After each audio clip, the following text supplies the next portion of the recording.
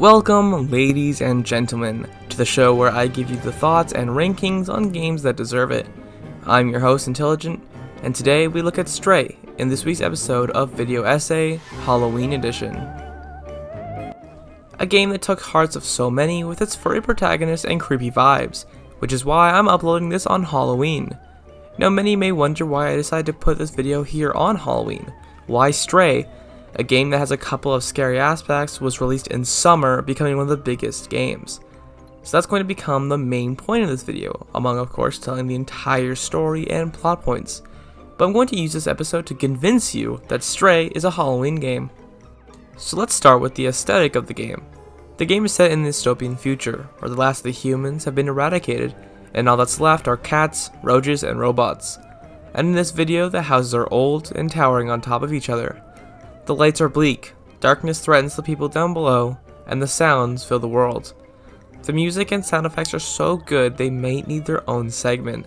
The robots themselves are sad, walking without purpose, no motivation or exploration, and if they do, they'd be torn to pieces by the Zurks. Zurks are these little guys who seem to be innocent, but they turn violent when they are given the chance to attack. We first meet these beasts near the beginning of the game. When entering this alleyway, we get chased down, flanking left and right to avoid the jump. And if you die, they suck their life away and you fade away.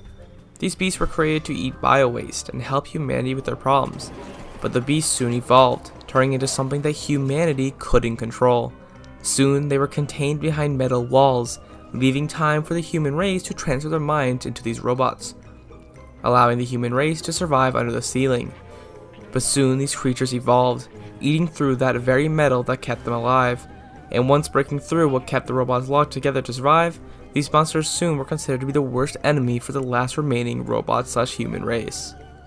The ceiling was never closed until a plague that swept through, and with the plague they went into hiding, closing off the ceiling and pitching the entire city into darkness.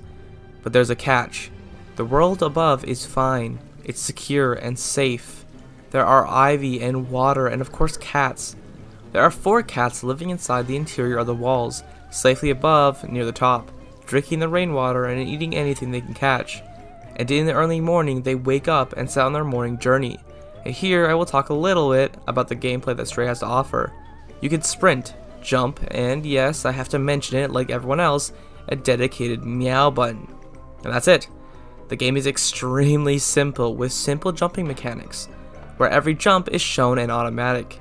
The movement is free and fluid, with the cat having to do some of the most amazing animations that I have ever seen, with the world completing the devs' hard work. After making your way through the environment, take a small stumble down the endless pit that is the slums, and from here, this is the last time you'll see your little buddies. Once in the slums, you will notice the signs on the walls, messages from someone watching you, always watching you. Following these signs, making your way through obstacles, puzzles, and those pesky Zurks, and after parkouring around the grey world, you come upon this little home with a carpet, some books, and a computer. Once you enter some words into the keypad, you'll be allowed access to the back entrance, as after plugging everything in, a small secret entrance opened up in the back shelf. We enter the room only to find a body, a dead man reaching for the pod, a robot body of course. You knock down a box on the top shelf, and out pops a drone, picking it up the thing and plopping it down on the machine on the shelf, and after a quick analysis it comes to life. Once alive, this little droid grants you a nice little jacket that you can slip into, meaning this little droid comes with us. Once leaving this apartment, we find a mural on the wall of a world once green and full of light, and taking a photo with us to remember our goal. A goal of getting outside and seeing your kitty cat friends again. We head down to the city, in a bucket no less. We walk through this nice alleyway and go to meet the robots going about their normal lives. And once we get close enough, they panic. With music that tells a problem, we make our way and we see more droids and run and hide, eventually talking to the guardian of this fair city. There are a couple of cutscenes in Stray, and all of them are really well made, and all characters are placed correctly. The game's art style looks so good and the atmosphere is electric, especially when we talk to the guardian who tells us to head to the neon sign up atop the city. Momo is the last of a group who tried to get to the surface. He hasn't been the same since. Momo got cold feet and stayed back while the rest of the group left and presumably died. We need to find the notes from each of the 4 members' houses, and here we can talk to many of the robots who are around and complete events and items. There are vending machines that can dispense cans, and these items mean something later. In fact, everything. Each item has a place and every action has a reason. So for instance, I'll skip forward slightly, where we mess up with a man throwing paint cans. If we meow at the proper time, he'll miss the can. The guy who owns the shop below will come out and start getting real angry, and in their fit of rage, leaves the door open. If we slip in, we can look to the left to find the cartridge of detergent. This sounds useless, but we can take this to the shop owner near the Guardian and trade that in for some wires, then trade that later for a quest item. Everything has a need and everything fits like a puzzle piece. Once we grab every book that we need, Momo crafts us a machine that will allow him to contact the group that left him many moons ago, but we need to set it up at the top of the nearest tower, and to get there is a huge adventure. Once we get through the many puzzles, zerks, and parkour, we install it on the top of the tower and we ride the bucket down. We head to Momo at the bar as he tests the new device, and finally we reach the team, before being rudely interrupted by a connection issue. The guy at the bar doesn't like what we're putting down, and so we break and enter. And after finding the secret keypad and code, we enter the room, pull down this old device that will help us find the doctor. But there's only one person that can help us with that. But first we take the detergent to grab some wire. That was a quest item I mentioned earlier. We can take that wire to the grandma in the back of the city, where for the wire she'll make us a blanket. But before that we meet Elliot, the man who can fix the device for us. But he needs to fix the blanket, hence the trembling. Once given the blanket, the game fades to black for some reason. I guess no time to make something good. And he gives us back the device that can track our man. This device takes us to the exit where Zerks run rampant. But since the robot isn't quick enough, we need to head alone, and he promises to find his dad. After several Zerk chase us in a crash that definitely should have us killed, we find the scientist. He tells us that we need to go fix the generator, so we can power the device, and when we do, it seems every Zerk heard the little disturbance. But with the power comes the device turning on, and now we can kill the Zerks. Once to safety, he attaches the device to our little friend, and now we can safely get the man home, and once to safety, we head to the sewers. And there we will find friends, enemies, and pieces of the puzzle that picture the outside world. Next up, after this break.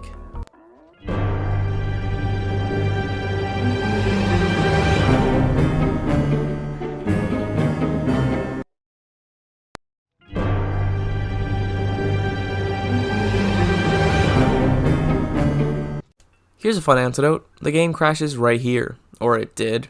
I played this game a while ago, and so I hope this glitch was fixed. Anyways, we head to the sewers and take Momo's boat across, coming across Zerks who have been nested and take a hold of the once clear and open passage. And here we meet the Zerk eggs. Stray is full of flesh horror, a genre of game that tries to gross you out with something that connects to home, something we all have. Eyes, flesh, blood, and while Stray is still a mild game, it does resemble these horror elements. And Momo can go with you once you hit the gate, and so you head forward alone. Nothing but your mouse to keep you company. Oh, and your droid. First, it's the eggs. So many eggs on the walls, floors, and ceilings. Then it's the dark tunnels. Nothing but water running. And then the eyes. Oh, so many eyes. Watching you as you walk by. Soon we get to it. One eye. Bigger than a robot or two. Peering at you. Staring. Watching. Soon we are overrun. Attacked to be dead. But our little buddy tries to save us, only to be overcharged and fall over. We soon pick him up and rush to safety. And the music here is just amazing. Take a listen.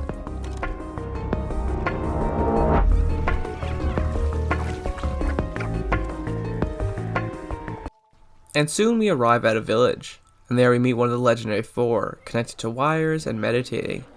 And we see a pod, and our old buddy remembers his old life, as a man, as the world collapses, and his family. All those memories now long gone. We are told to find Clementine, who's living up above, and as we progress higher and the cities are nicer, the world's cleaner, livelier, and we start from high above, grass as green as can be, to falling to the slums, dirty and empty, dying robots. Then we make our way to other cities, and higher we climb. We head to Clementine's seemingly abandoned apartment, and we don't see Clementine until she scares us as we walk in, about to kill us. We are told to find a young man near the factory that is working here, a company from high above that keeps the robots in checks like slaves. And after meeting him, we need to find a hat and a jacket. We give him the items and we sneak into the facility, and after dodging many different robots that are searching for you, we reach the end, and we take the battery for ourselves, tripping the alarm. We head back to Clementine, but she's not home, instead leaving notes for us, and Sue sees ourselves in a club, looking for a way up to the top, but since there are no stairs to go up, we need to climb a tower, jump across lights, and reach them, only to find Clementine tied up and us locked up. We soon appear in a cage, locked and separated from Clementine and a droid friend. We break out and head towards our locked friends, and here we find droids locked up, tortured, beat, and afraid. This isn't a jail, it's a torture house. And though the rust and debris of an uncleaned and untouched torture house, we find Clementine, and the key that unlocks our cage. After falling for our lives, we see our droid locked in the middle, and guarded. And due to our cat's giant heart, we head over and save him. And after saving the two of them, we break them out of the jail, with Clementine holding the wheel. But it's soon presented that Clementine is wanted and can't escape where you currently are, and has given you the mission to reach the top. We plug the battery into the train station and start off the machine. It takes a while, and you think of the adventure of those that helped you, those that you hurt, the world that you've explored, and upon arrival, you see the clean white entrance, the bots cleaning, and the emptiness of it all. But you can see the city below, and the roof with its small lights.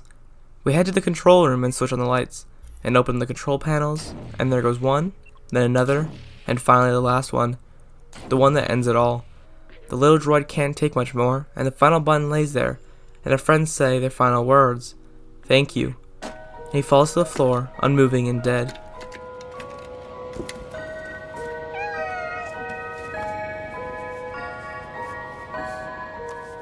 We nudge and cuddle to no avail, so we cuddle and curl beside him.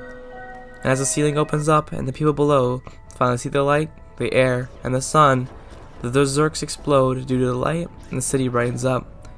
The guards and the flying droids stop in their tracks, and the world is saved. The world is open, and finally the people can escape. We walk out to the door, into the grass, and presumably to our old house and our droid friend. Let's just say they are still with us, in some way or the other. Stray is a game that I finished in one day, and a game that only took me around 4 hours. But that's part of its charm, a story that doesn't drag on, a story that tells its detail in story and not in dialogue. The game's graphics and atmosphere are just amazing, and it shows and not tells, but there are a few problems. I speedrun Stray a little on the side, and I noticed a few of the problems that affect not just the speed of the run, but the enjoyment as well. The end of the game doesn't really have a satisfying ending, and for some reason they never show you the cat friends that this whole thing was for. I guess it's heavily implied that you meet back up with them, but it's never really told. And while your droid friends seem to be still alive, there isn't any good ending. It's just death. But Stray's music is amazing, and it's even better when you take a moment to find the collectibles. You can find these music sheets and take them back to this guy here who holds a guitar and plays some music for you. Give him. Here, take a listen. Now Stray has a few collectibles, and guess what? I got them all. I decided that I would get the platinum trophy for the game and collect everything. You can collect memories from the droid that he slowly gets back, there are buttons to collect, and even things like scratching in all chapters, or not getting hit once in a Zerk mission, and that one took a while. And there was an interesting achievement that I know a couple of people who were bad at the game took a while on, and that was to finish the game under 2 hours. This didn't take me that long, and I did it on my second run, first being long due to the one being getting all the collectibles and looking around, and the second one doing just the incomplete speedrun. And that's a good transition to talk about speedrunning. So I decided that I would speedrun. And now technically I don't have a time on speedrun.com or anything, but when I did and the game came out, I got a 140 or 130, which is much better than a lot of players. Not to brag, of course. The game isn't hard at all. It's incredibly easy, but it's still interesting due to its environment and characters. And my final point is that Stray is a horror game. Now Stray features a ton of moments that tend to get you creeped out. The flesh, the eyes, even the Zerks. And the music elevates that to a further point. But I do have to admit something. Stray came out in the summer. This isn't a Halloween game or a scary game. So for that I'm sorry. But I thought that the game was dark and deep enough to be our Halloween special. And I think the game is just great enough to be presented high and mighty. So with that, I give Stray a 8 out of 10. So that's the end. Now I wanted to make this show about the games and game shows, but the intro's a little scuffed. And so the graphics, and so next upload I may change up a little. Oh, and now some of you may have forgotten that this was need to be done for Halloween or this Monday, so that's why this video might be kind of bad. But have a great day, have a great week, and stay intelligent.